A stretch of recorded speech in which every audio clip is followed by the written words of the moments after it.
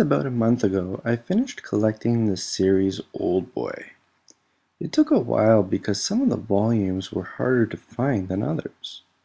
I haven't really managed to get into buying manga online just yet because I live in Canada and it's more difficult and expensive to ship here. Honestly, I'm a little old school anyways, so I enjoy going into a store and purchasing a manga in person because I get to browse for more titles at the same time. It was a slow process of collecting OldBoy, and I read them as I bought them, but that's something I don't think I'll do again. It's a much better read when you have the whole collection to go through at your fingertips. Once the collection was finished, I really pushed forward into finishing it off, but I did have a few speed bumps along the way because I was reading other series at the same time. Finally, I decided to take a day and just read the whole thing in one sitting. What a ride. I went into this manga knowing full well what the Korean film was all about, but it had been years since I last saw it, so my memory was a bit foggy. The only thing I remember is that it was epic and one of my favorite Asian films. This made the manga all the more appealing to me because I was able to read the original source material of this 5-star film. OldBoy really stands out for its storyline. It starts off with such a punch in the face and it doesn't let up.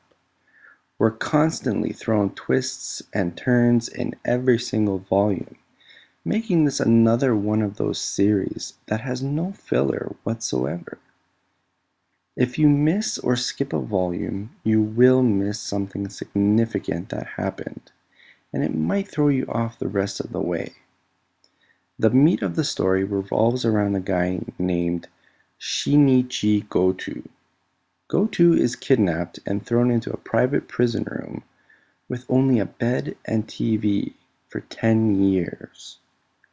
He's eventually released and starts his quest to find out who did this to him so he can dish out some revenge.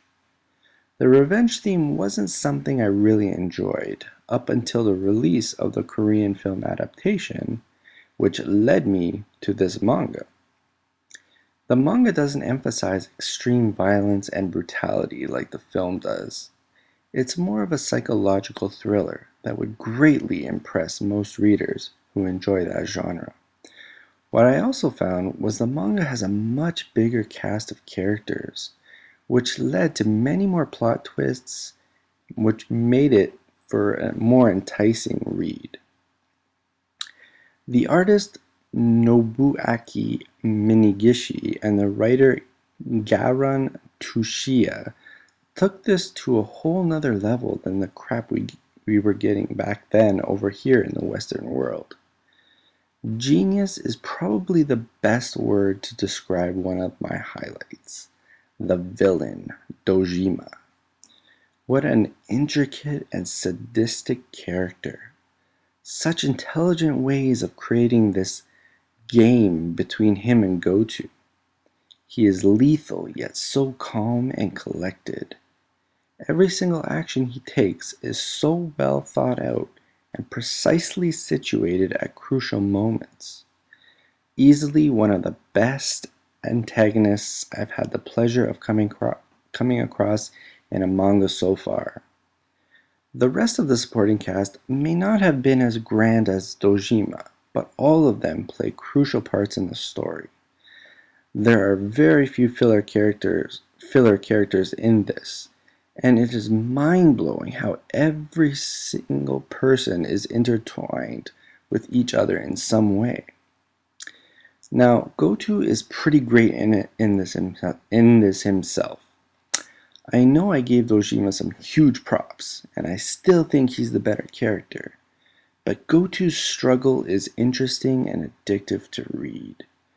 We get to see his transition into society slowly over time while he builds himself up mentally, trying to overcome paranoia, anxiety, loneliness, desperation, and so many more emotions.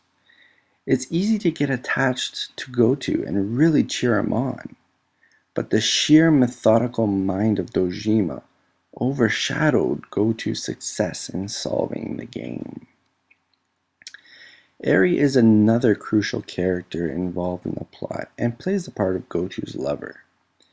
They did a great job incorporating her in, and I'm glad they didn't focus on her too much and the romance was kept to a minimum.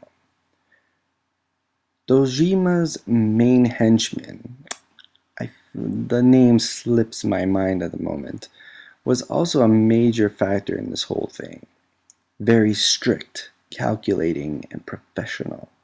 He played the part perfectly, and I enjoyed him as a character. I could go on and on about more of the supporting roles throughout this whole series, but I'll leave the rest for you guys to discover on your own. Let's fast forward to the ending. After I read Volume 8, I am really disappointed in how they finished everything.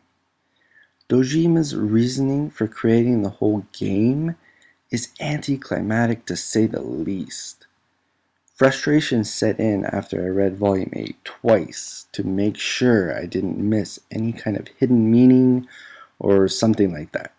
But after completing the series and experiencing such a complex storyline, Dojima's reasoning for putting Goto through all of that really pisses me off.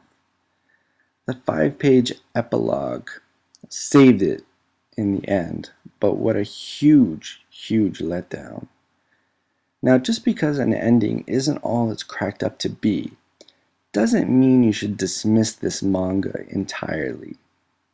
This is some very fine storytelling here, and to not experience it would be a loss to you. I don't want to make too many comparisons to the film, but the ending of the film was much more satisfying. If the ending is a make or break deal for you, watch the film. But if you're interested in a long, complex storyline with wonderfully fleshed out characters, then go for the manga. Time for the artwork. Following Goto around Tokyo is a really fun thing to see visually. The cityscapes, landmarks, alleyways, restaurants, karaoke clubs, hotels, everything is presented to us beautifully to create this very dark, gritty, and mysterious environment. Once again, I can't really comment too much on the artwork aspect of manga, but Minigishi's artwork really stands out as mature and realistic. There's no oversized eyes, just, Goto's huge nose. Exaggerated expressions, unproportioned body types, over-the-top fashion, a collage of Japanese symbols littering the pages, etc. Everything is tailored to the adult eye.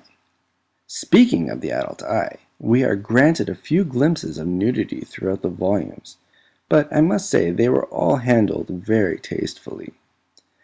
Violence played a huge role in the film, but the violence within the manga is quite tame.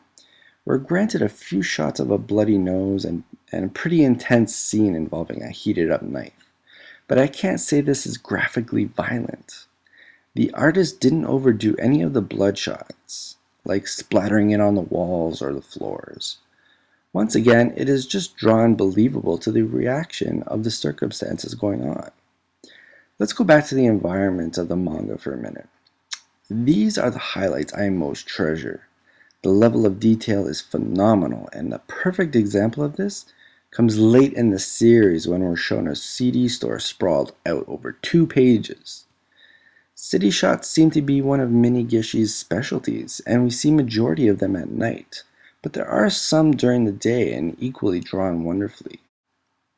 Anyways, the artwork was placed in competent hands, and I knew from the first volume it wouldn't let me down if I invested all the way. My conclusion. The Korean film adaptation of OldBoy turned my world upside down. It was my introduction to Asian films in general, so I owe a lot to that film. Seeking out the manga was something I should have done years ago. Minigishi and Tushiya are a force to be reckoned with. It's too bad this was their only collaboration because the writing and artwork are a great match. Reading OldBoy felt more like reading a graphic novel, something you'd find in Sin City or Batman: The Long Halloween. Granted, it might not be as violent as those, but the similarities are there.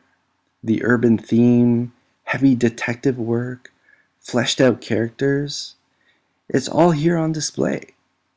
Even though I was familiar with some of the characters because of the film, the storyline is completely different. My experience with the manga is a love-hate relationship, to put it best.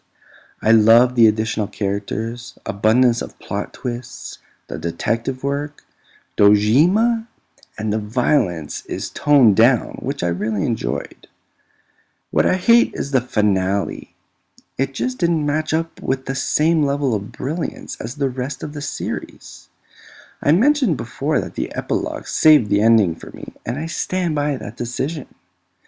The ending from the film version shocked the hell out of me, and if you haven't seen that ending, then read the epilogue at the end, and you will find out what I'm talking about. It's some really crazy stuff. When it's all said and done, and it comes down to whether you should purchase OldBoy or not, you have to ask yourself if you really want to take a leap of faith. You either take the chance and invest in a really great storyline with artwork to match, or you pass on it because the ending leaves a lot to be desired. Personally, I'm glad I took the chance and I was able to discover and enjoy a part of manga history. So thank you again everybody for sticking around and watching this review. If you enjoyed this review, please like and subscribe.